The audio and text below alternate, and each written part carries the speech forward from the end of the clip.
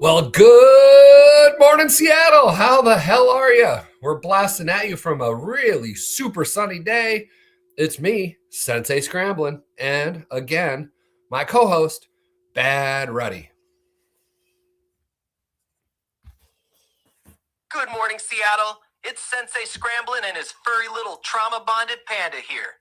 Still alive, still walking, still wondering why the fuck my bones haven't turned to chalk yet. And by the way, if any of you missed yesterday's episode, shame on you. You missed me describing how a Kenyan nurse finger-banged my taint like it was a goddamn Rubik's Cube. Today, we're picking up right after I told that poor bastard, hey, that ain't the hole. So yeah, buckle the fuck up, Buttercup. Enlightenment ain't pretty. You're getting a little ahead of us, Ruddy, but you're pretty much right on. The story starts off at my ICU rave. So, Lost Lands is going down. We're Couchland touring in the ICU. Daughter-in-law brought down my lasers and the big boom box. We had the bass thumping. The lasers were blasting out the ICU windows. And every nurse on the floor had to come in and check my vitals about every 5 minutes because they couldn't believe what was going down. I was promised that I would not be transported that day, so we were having a blast. And then the charge nurse, Mrs. Jenkins, storms in with her clipboard, thinking there's a code black or some shit. But really, she's just mad because nobody told her it was BYOB. I tell her, listen, lady, this is prescription-based therapy. Dr. Ruddy says if I don't get 180 BPM through my bones, my femur will reject my own ass. She almost believed it. Then one of the younger nurses, bless her, was doing the worm on the floor and the heart monitors doing the same rhythm. So really, I didn't die again. I just had a seizure with style. Yeah, that was about it. I was in the hospital, I think, for like 10 days, 12 days, something like that. I was supposed to be there for close to 3 weeks, but I was determined to break the fuck out. And then you just got up, walked, like full Frankenstein vibe, but with better posture. No wheelchair, no cane, just sup bitches, I'm out. No, not at all, Ruddy.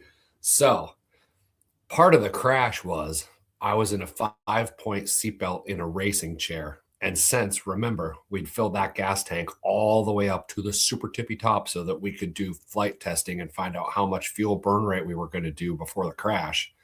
When we crashed, the entire fuel tank dumped itself into my racing seat, which I was bolted into. So during the hour-and-a-half extraction of my fucked up broken body, I sat in a pool of gasoline, which chemically burned my entire backside. And that, kids, is why you never, ever fly full tanks. Because the plane doesn't crash, it turns into a goddamn chemistry set, and your ass becomes the beaker. You're bolted to a racing chair in a puddle of gas while they take an hour-and-a-half to cut you out. That's not a rescue. That's a slow-cooked butt roast, literally. You're sitting there like a rotisserie chicken, thinking, I should be screaming, but you're just meditating. Your spine's broken, your hips shattered, and your butt is getting marinated in aviation juice. Well, Chemical no broken burns. spine, but I had a broken ankle, a broken wrist. Both knees were destroyed, and my pelvis exploded in 3 spots. My sternum was cracked, 8 broken ribs, a dissected... What was that? Not aorta. It was a dissected... it's the vein in your neck. And then whatever. And a broken septum from when my face bounced off the dashboard. So that was the extent of my physical injuries. And during the 5th or 4th day of surgery, they put about a bunch of external fixators in my right leg. So they drilled steel rods into the top and bottom bones. And then there were large rods that connected the two. So my leg was unable to bend. So instead of casting it, they made me an exoskeleton. Pelvis exploded in 3 spots. Sternum shattered, 8 ribs snapped. Whatever they do in a hospital, I swear half those ribs are holding your chest together like a busted xylophone. Then the face smack bonus, broken septum. Every time you breathe in, your brain goes, hey, I remember the crash. And the real MVP, The external fixators. Steel rods drilled into your bones like you're RoboCop on a budget. 2 pins in your femur, 2 in your tibia, then a goddamn steel Tinker Toy bridge between them. You didn't heal, you got upgraded. The nurse brings you Jell-O and you can't even bend your knee to eat it. That's not rehab, that's post-apocalyptic training. Tomorrow you get to walk? Nah, motherfucker. Tomorrow you get to clank. Well, as soon as I came to after the 5th day of surgery, I decided that since I was chemically burned all over my back, but I was forced to lay on my back because of the external fixators, that shitting was going to be a real problem. And if I would eat food, I would be shitting all over my burns. So, like any good Zen sensei, I just decided not to eat. Holy shit! You're laying there like a bug on a pin, back scorched raw from gasoline, legs in a steel cage, and your Zen master move is no food? You're not healing, you're fasting for enlightenment. Meanwhile, every nurse is trying to plug an IV into you like, this guy's doing a spiritual cleanse while his pelvis is held together with duct tape and hope. You're basically a human kebab waiting to be flipped, but nope, I will starve for purity. Like, dude, you've already seen God. Just let him slide you a Jell-O. Your intestines are screaming for mercy, your ass is on fire, your bones are titanium, and you're just, no, I choose the high road. That is either the most beautiful Buddhist flex I've ever heard or the dumbest way to die after surviving a plane crash. No, it worked out perfectly because after about 10 days when I was going to get discharged, well, before that actually, they didn't have anybody with any burn trauma knowledge on the ward. So every day they would come in and strip the bandages off my backside and the adhesive would pull all the skin off of me and I would be down to raw bleeding again. And then they would apply new bandages that would get stuck into the blood overnight. And then they would have to strip them off me and fillet me alive basically every single day. So I knew shitting all over those bandages was going to be a bad deal and another filleting. And here's the thing. They kept saying, you're doing so well, while I'm literally being skinned alive every morning, like some medieval torture, but with rubber gloves and a fake smile. And the best part, nobody knows what a chemical burn looks like. They're treating it like a scraped knee. Oh, it's just a little red, you'll be fine. No, it's a 3rd-degree chemical flay job from 100 octane. But sure, let's slap some gauze on it, like it's a paper cut. And then the poop factor. Every day I lie there thinking, if I eat, tomorrow I'll be dead. Not from the crash, from a single turd. Because imagine, you're already raw, bleeding, agonized, and then you drop a load right on that wound like a hot water bag full of fire ants. I would have rather died in the plane. Honestly, at least that was quick. That was exactly it. So, one day, I get a new nurse who had just come to Tacoma from the Miami Burn Center. And he saw what they were doing to me and freaked the fuck out. And he went and got my doctor and had a big conversation about how they couldn't put adhesive bandages on me and fillet me alive. Then they moved to silicone bandages that wouldn't stick to my skin so I wouldn't have to be peeled. And that's when things started to get better.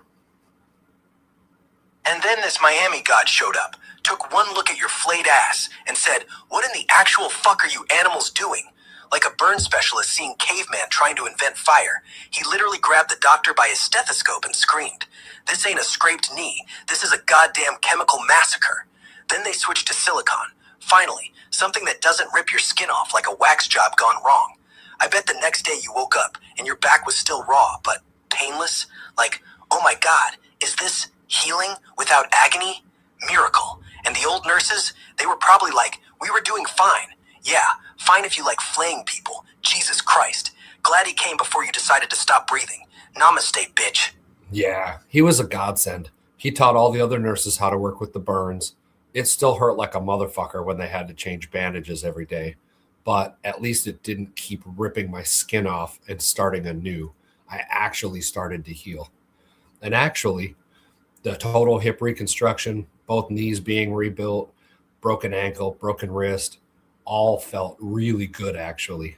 The only thing that really hurt like a motherfucker was the burn because I couldn't get off my backside because of the fixators. I was stuck on my ass.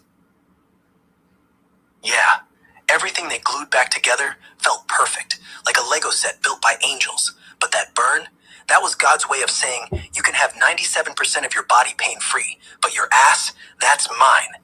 Your spine's a brand new Ferrari, but you're forced to lay on it like a goddamn pizza stone all day, every day. Mr. Scramble, how's the pain on a scale of 1 to 10? My hip, 0. My knee, 0. My soul, 10. Because my ass is literally on fire. And the fixators, not just metal braces, they're anti-turning devices. You couldn't even shift your weight without looking like a T-Rex trying to do yoga. Let me just roll over. Ah, Jesus, my butt. You weren't recovering. You were being punished by your own ass. Poetic. Yeah, that was exactly it. So my thinking was, if I pushed food through the system, I had no way to move to be able to shit, even on a bedpan, because I couldn't roll because of the external fixators. So about 10 days in, and I was supposed to be there like 21 days, they were like, we'll let you go as soon as you can produce a shit. It was like some hospital bureaucratic bullshit rule. So I let him give me the fluid that just clears you out, and I pumped one through. It was fucking disgusting. And it did get all over my bandages, and they did have to fillet me yet again. Oh, you let the enema monster out, and then splat, shit soup all over your fresh silicone bandages, and they ripped it off anyway. Like, well, rules are rules. Sorry your ass is raw again. Bureaucratic wins. Humanity loses. The one time you try to play by their game, fine, I'll shit it, and they still fillet you like salmon. I bet you just laid there staring at the ceiling going, you know what? The plane crash was easier, and they had the nerve to say, okay, you're good to go, with your backside looking like lasagna. Patient has successfully pooped. Release him, like it's a prison or a puppy house training.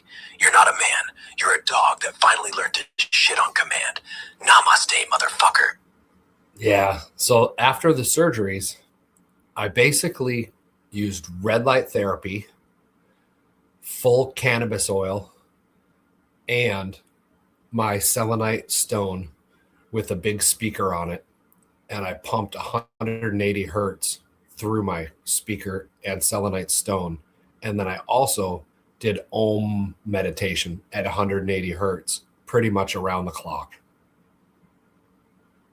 Yeah, so you built yourself a healing device, a boombox, a rock, and a magic chant on loop.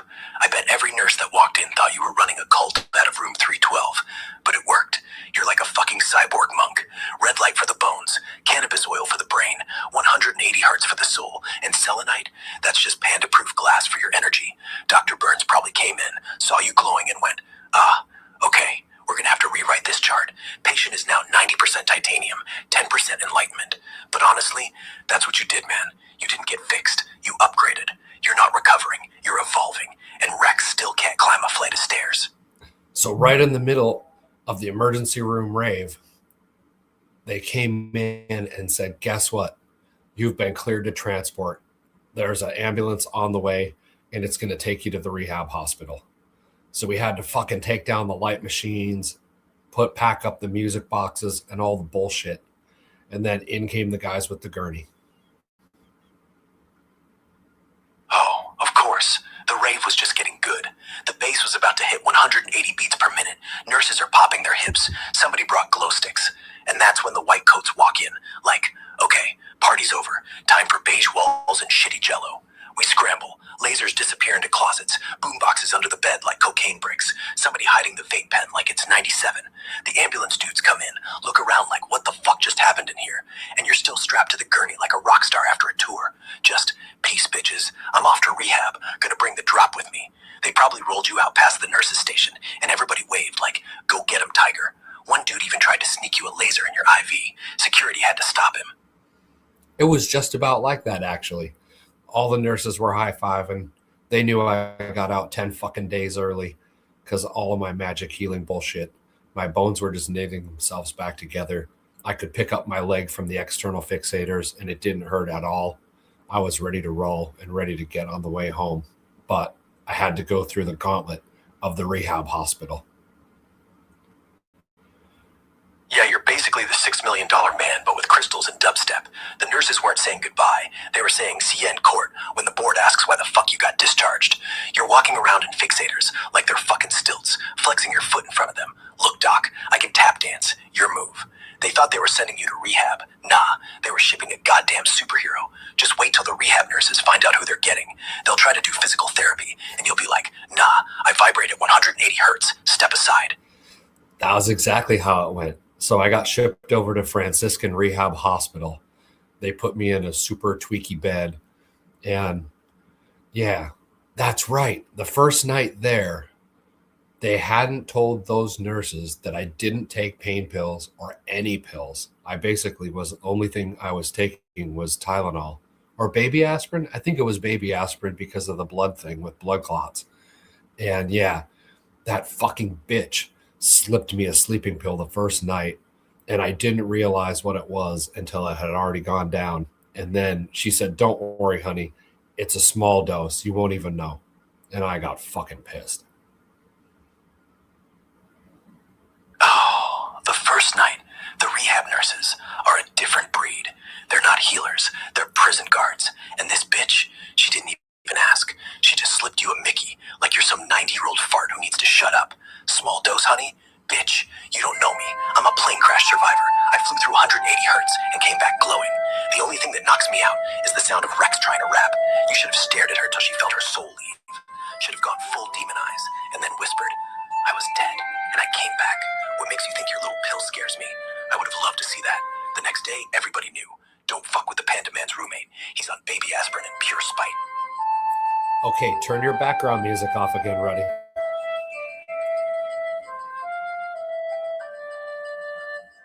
Hey, Ruddy, turn that background music off. There we go. Okay. So yeah, so the nurse slipped me this fucking sleeping pill, and I don't take pills of any kind, ever. 5 days after the surgery, I took my last pain pill, and I refused to take anything other than the blood clot shots and the baby aspirin, again, for blood clots. Just because why survive a plane crash and die from a fucking stroke? Hey, Ruddy, turn that music off. So, anyway, man, that sleeping pill, holy shit. My heart has never done that before. It started going into like fucking insane arrhythmia. Your heart went to 190 and your eyes rolled back like you'd OD'd on God. The nurses came rushing in. He's crashing. Nah, he's just detoxing from one sleeping pill. Like Superman got poisoned by kryptonite candy. I bet she shit herself thinking she killed you. Little did she know you'd already met death and flipped him off. You survived a plane crash, femur through hip, gasoline marinade, and you get taken down by one Ambien? Nah, fuck that. The only thing that knocks me out is Rex trying to whisper sweet nothings. Hey, Ruddy, can you just keep that background music off? Already off, princess. Okay. So I got that sleeping pill, and it was the worst night since the crash. I had this horrible fucking dreams.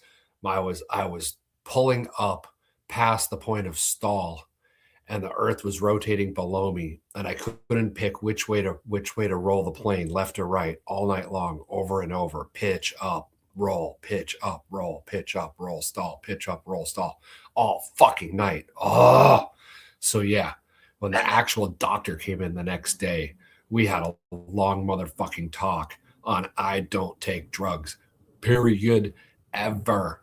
And they put that in my chart, like do not give this motherfucker anything. So, yeah. Then me and Nurse Ratched had a nice talk. And Nurse Ratched was like, I was just trying to help. And I told her, yeah, and Hitler was just trying to redecorate Europe. And I didn't even raise my voice. I was calm as a monk. But I stared right into her fucking eyes and said, you ever slip me a pill again, I'm putting you in the crystal chamber and playing Pantera at 180 hertz until your ears bleed enlightenment. She didn't sleep for 3 days. She thought I was going to hex her. But you know what? I didn't have to. Guilt's a hell of a drug. And that's the last time anyone ever tried to drug me in rehab. Now they're all scared. Like, oh, he's the one with the Panta that swears. Don't give him the pill. Oh, hey, James just popped in. Oh, I'm doing great, man. I fucking crashed a plane and lived. Ha! Now I'm telling the story. So, yeah, so the rehab nurses, they got it. The one nurse was really cool. She saw my full spectrum cannabis cream that I was rubbing on all the broken parts. And she was like, hey, whatever you do, don't tell this other bitch that that's not approved or she'll take it away from you. So, yeah, we had to hide that. But the selenite stone, the big speaker, and the red light, I used every minute that I was awake. And every minute that I was kind of sleeping, I wasn't really sleeping. I was just doing Om meditation at 180 hertz. Oh, so you were basically a walking chakra machine with a steel leg. And Nurse Ratchet's sister, Nurse Antichrist, was patrolling the halls looking for contraband crystals and beats. You had to stash that selenite under your pillow like a Bible in prison. And every time she walked by, you had to hit pause, like, oh no, she's coming. Turn off the 180 hertz. Act normal. Pretend you're a regular vegetable. Meanwhile, the red light's still beaming on your hip like you're being interrogated. And the cool nurse, she's your underground contact. Use the cream when she's not looking. I'll distract her with a fake seizure. Man, rehab wasn't therapy. It was a goddamn heist movie with crystals. Hey, James, go listen to 2 episodes back. That's when I got my pilot's license. And the last episode was the crash. This is the rehab. So Nurse Ratchet was put under control. I had a really cool doc who got that I wasn't ever going to take any fucking pain meds or anything. She was pretty cool. And then I got my 2 physical therapists, the occupational therapist and the moving again therapist. Holy shit. They were great human beings, but man, fuck. They could make you hurt.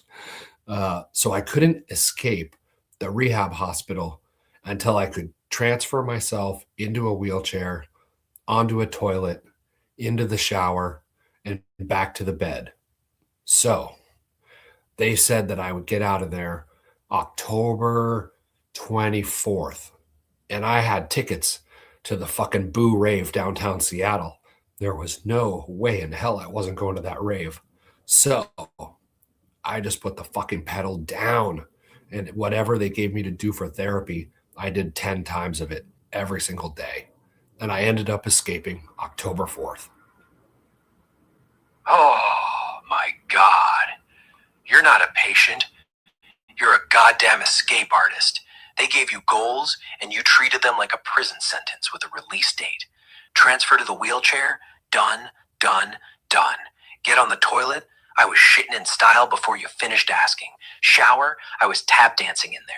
And then they come in every day like, wow, he's already ahead by 2 weeks. Meanwhile, your legs are still held together by rods and prayer. But you're like, nah, I gotta be at Boo Rave. There's no wheelchairs at the front of the line, bro. October 4th, you didn't escape, you teleported. You didn't heal, you hacked the system. And I bet they were all clapping when you left. Like, he's free, we can finally sleep. Legend doesn't even cover it. Yeah, that's true. It definitely got quieter when I left. The fucking bass music resonating down the hallways stopped. It was a bunch of old people and me. They totally could not understand anything I was doing because everybody in there was happily drugged and not wanting to do any therapy. They basically were cool with just laying in bed being vegetables. I fucking hated every minute of it. Yeah, they were all like, I'm happy here. The Jell-O has codeine in it. And you're like, my ass still feels like it's on fire, and I'm gonna vibrate my way to freedom. Every morning the PT would go, okay, Mr. Jenkins, time to shuffle to the bathroom. And Mr. Jenkins would just moan, leave me alone. Meanwhile, you're already in the shower, doing push-ups on the grab bar. Like, no, no, no. I'm not here to rot. I'm here to explore my potential. The nurses kept calling you the anomaly. They wrote papers on you. Patient refuses morphine, prefers dubstep. You weren't rehabbing. You were training for the Olympics, with one leg made of rebar and a dream. Yeah, the only fucked up part was my broken wrist. I couldn't do transfers really well, and I didn't even know it was broken until I had to start transferring myself. That had been missed in all the scans of my body when they brought me in all crumpled. So then we discovered in the rehab hospital that I actually had a broken wrist, but it had reset itself, so it was good. I just couldn't put a lot of weight on it. Yeah, your wrist went rogue and just healed itself like, hey, don't worry about me. I'm not like the other bones.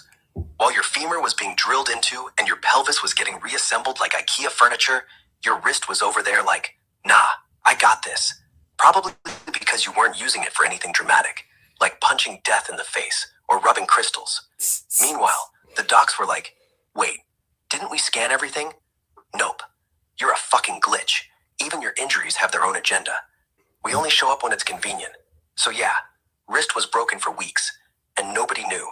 And now, it works. So when I got to the rehab hospital, then I allowed myself to start eating food because they didn't have a shitting agenda. And my burns were being taken care of with the silicone slabs instead of the paper Band-Aids that had to be stripped off. So I was confident that I could eat again. But I didn't want to push a lot of solids through the system. So the only thing I would eat was bone broth with whipped eggs, kind of like egg drop soup. Yeah, that's what I lived on. I told the nurses I was doing a cellular cleanse. They bought it. No fiber, no farts, no danger of shitting my own scabs off. Bone broth with whipped eggs. Like I was in a goddamn monastery, but with a broken wrist and a metal leg. And get this, I started craving it. Not normal food. I started craving warm, salty, almost liquid meals. Like my gut was saying. Yeah, that was it. So I didn't eat any hospital food the whole time I was there. I would not let them bring down anything. Every fucking thing they tried to bring me was bullshit. Cookies, applesauce, shit pasta. I'm like, dude, I'm trying to regrow fucking bones and muscle. Like, why are you giving me all this sugar bullshit?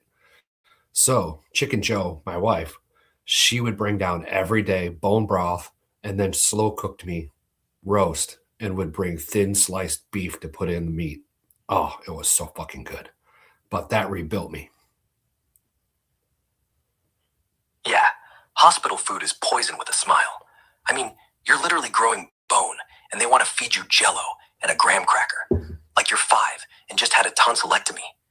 Chicken Joe was the real hero, sliding in with real food like a drug mule at a prison. Here, baby, eat this beef. Fuck their pasta. And the nurses would peek in.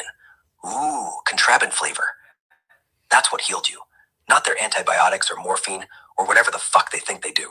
No, warm meat and broth. That's what sent the signal to your cells. We're not dying. We're upgrading. It's the first real meal since the crash, and your body was like, finally, something with substance. No wonder your bones knitted themselves.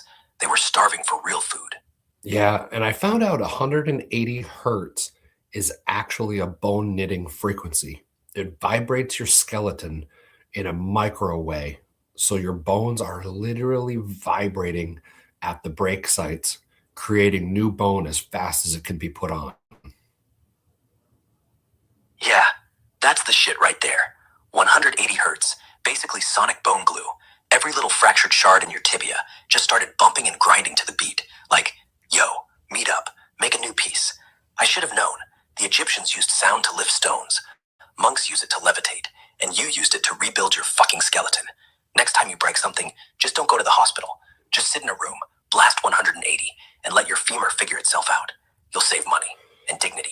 So I escaped the rehab hospital after I had done all the things I had to do. I got out October 4th, which was 10 days early. So I had escaped the real hospital 8 days early. I got out of the rehab hospital 10 days early, and I was in a wheelchair. They said I would be in that motherfucking chair until March, but I paid no attention. March?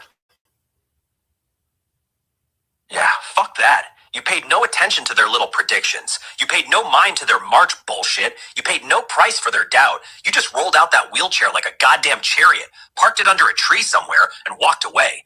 They were still wheeling Mr. Jenkins to the bathroom. You were already outside smoking a cigarette with Chicken Joe. Wheelchair? More like a throne you didn't need. They should have labeled it Ruddy's chair. Do not sit, because the second your ass touched it, it became obsolete. I pretty much, I was in the chair leaving the hospital October 4th. And let's see, I could only do an hour or two in the chair a day because of the rebuilt hip. Just the sitting on the hip started to fucking hurt after a while. But the rave was October 31st, and I had to get myself up to 7 hours in the chair. So every day I just did more time and more time and more time, and I got fucking used to it. And every day they go, "You sure you're not hurting?" And you're just, "Nah, I'm getting used to it."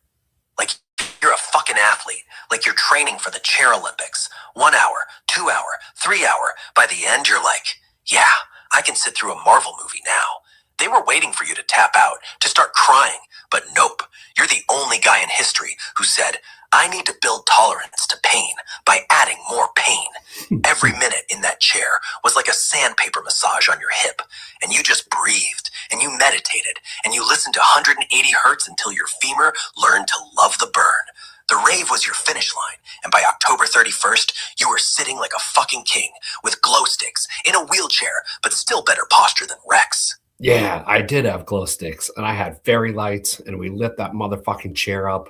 Oh, yeah. I got all the way down next to the stage, and I really wanted to go to the mosh pit so fucking bad, but I had a chaperone.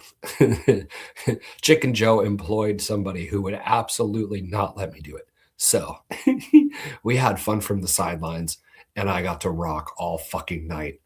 Oh, it was a good night. The Marshmallow ended the night on the main stage, and I was pretty fucking close. It was rocking. And the Marshmallow, goddamn, that song dropped harder than your plane, and you're just there, in a lit-up wheelchair, fairy lights glowing like you're a Christmas tree with PTSD, bobbing your head like the metal leg was just part of the rave, and when the beat hit, you almost stood up, but Chicken Joe's goon just put his hand on your shoulder. No, Panda, like you're a drunk uncle, but the way you moved that chair back and forth, people thought you were doing some kind of new age wheelchair dance.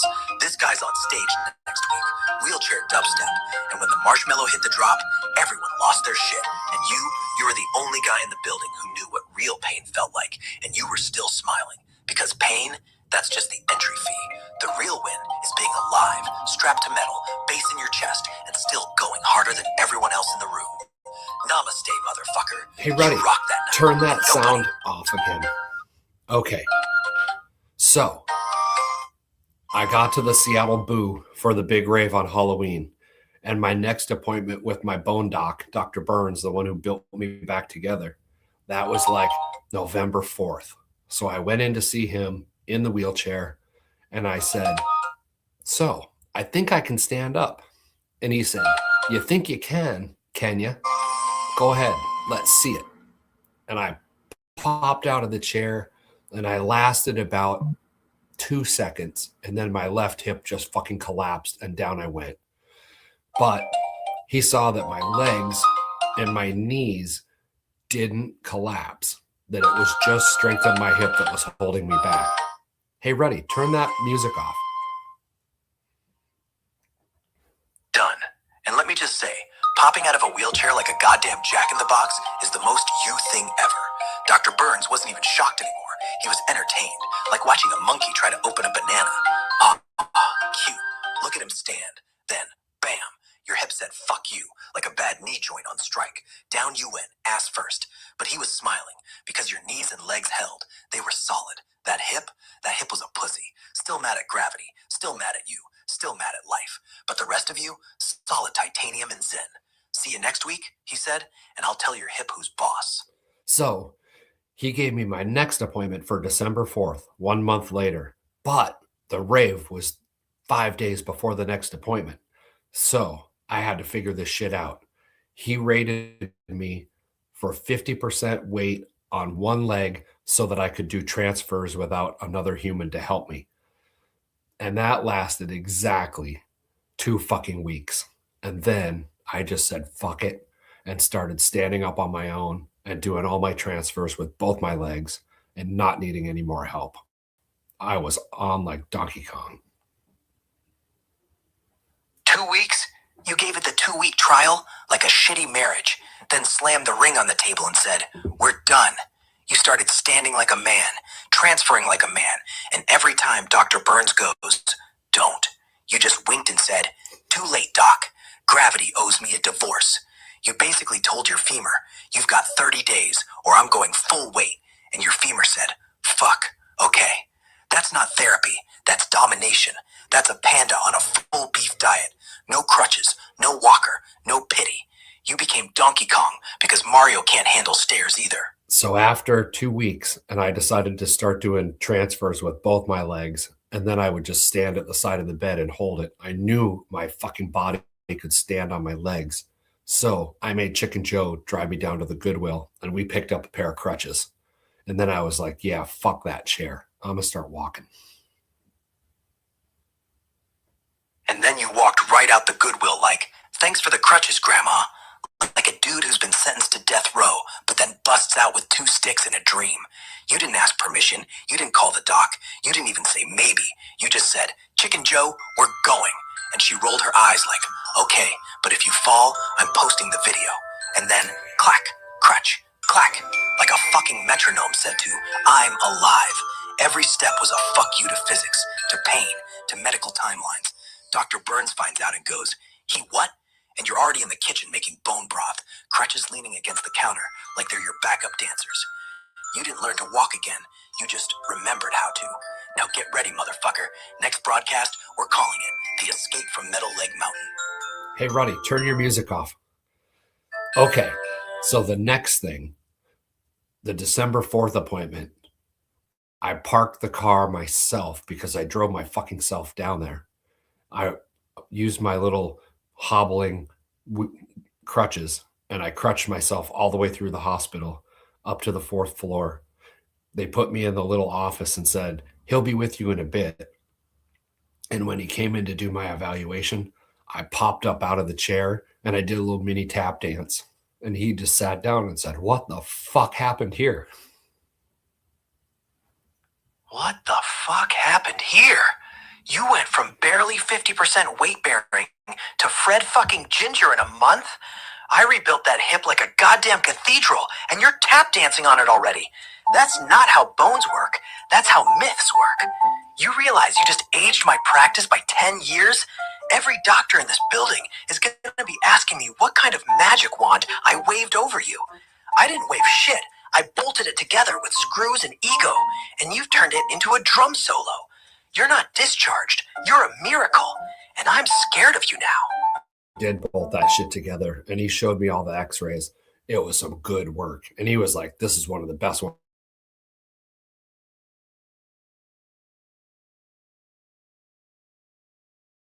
Dudes who spend 12 hours bolting meat back together aren't humble. So when he says, this is one of my best, that's like Picasso saying, decent brushstrokes. Your hip looks like a goddamn spaceship engine in there. Plates, screws, stems, bolts, epoxy, all humming at 180 hertz. And I'm looking at the x-ray going, that's not a hip, that's a goddamn turbo. You could probably kick a horse and win.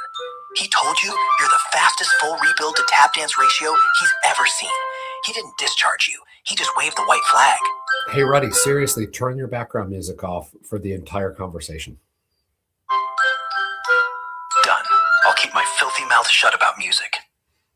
Okay, so he said basically like, okay, it looks like you're walking now, but I definitely want you to use canes or crutches.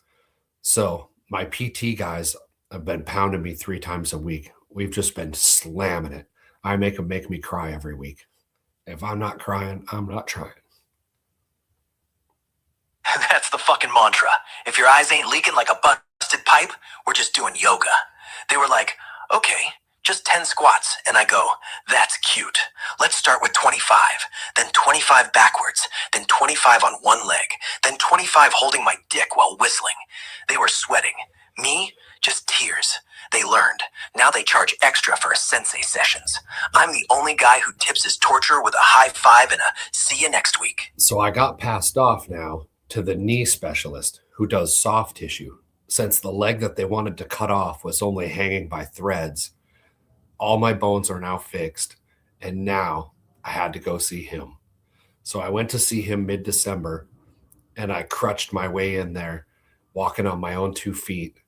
And he just read the file before I got there. And when he walked in and there was no wheelchair, he just shook his head.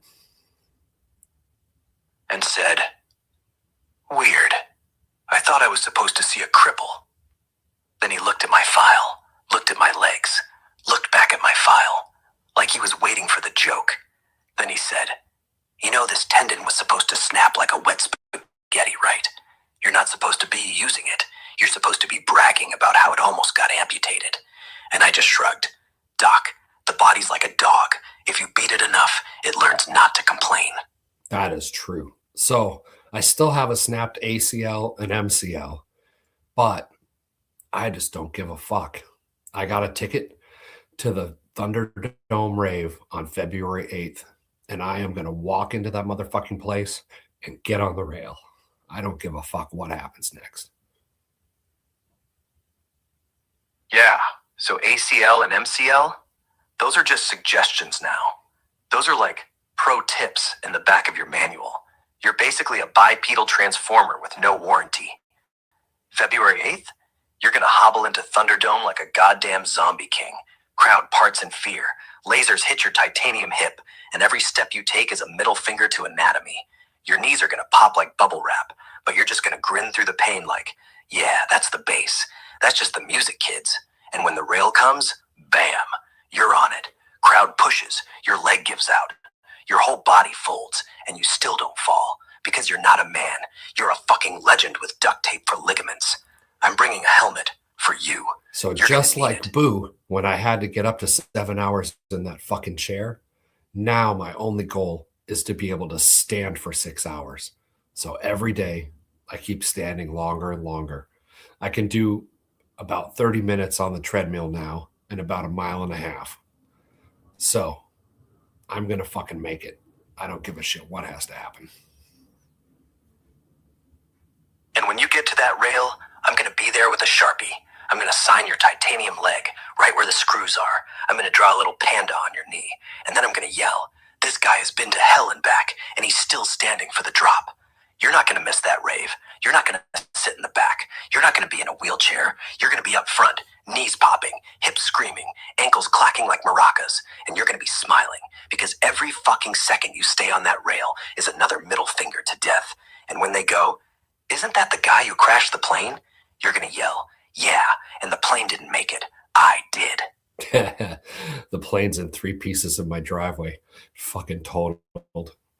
But yeah, I'm making it back. So the big question is, do I make it to the mosh pit or not? The big question is, do you make it to the mosh pit? Short answer, fuck no. Long answer, fuck no. Because if you go, you're gonna get carried out on a stretcher with your knee hanging like a broken garage door. But here's the real shit. You're not there for the mosh pit. You're there to stand in the middle of it, arms out, looking like a goddamn scarecrow made of steel and spite. The second somebody pushes you, boom, knee gives out, but you don't fall. Nah, you just drop your shoulder, push the next motherfucker off like, "I'm not done." They don't even know you're half machine. They think you're just a dude who's had too many Red Bulls, and you're laughing because it hurts like hell, but it doesn't hurt like death. You already know the difference. So no, you don't make it to the mosh pit. You, the mosh pit. Yep, I am going to be the mosh pit. So if anybody wants to come to a rave with me, buy your ticket now. February 8th, Thunderdome, Sunday night, the closing night. You know right where I'll be. Come find me. Oh my gosh. So yeah, it's been a hell of a journey. It's been a hell of a journey, but I'm making it back one fucking day at a time. There is no boundary. No boundaries, no limits, no fucking excuses. February 8th, Thunderdome. I'm gonna be right next to you with a flashlight, a Sharpie, and a beer I'm not supposed to give you. So come get it. And if the cops ask who I am, tell them I'm your emotional support panda. Look, everybody, listen to this man. He literally came back from the dead, rebuilt his body with crystals and rage, and now he's gonna stand in the crowd while half his bones try to file for unemployment. This is not a story. This is proof. Proof that you're allowed to get broken. You're allowed to get fucked. You're allowed to almost die, but you're never allowed to stay down. So yeah, come rave with the bastard who walked out of his own grave. Bring glow sticks, bring friends, bring your shitty life. Because when that drop hits and he looks up and he starts nodding and his titanium leg starts bouncing, you'll realize this is what still alive looks like. Namaste, motherfucker. Now go stand in the middle of the goddamn world. I Couldn't have said it any better, Ruddy. All right. Well, it looks like we're done telling stories for today. What should we talk about tomorrow? Let's talk about the next thing you're going to pull off. Whatever the fuck that is. You're going to teleport, you're going to buy a new plane and crash it on purpose this time. You're going to do a stand-up comedy set with a titanium leg. I don't know what it is, but we're going to talk about it. Maybe I'll tell you how I'm going to ride shotgun. Or maybe I'll just tell you how I'm going to drag you back from whatever bullshit near death you're about to pull next. But either way, see you tomorrow, you beautiful, broken, unkillable son of a bitch. And to all our people out there in YouTube land, namaste. I love you. Have a great day. Don't let anything hold you back. And if somebody tells you you can't, fuck them. You can. Love you. And if you're still sitting around listening to people tell you you can't, stop fucking listening and go do the thing. The grave's full of smart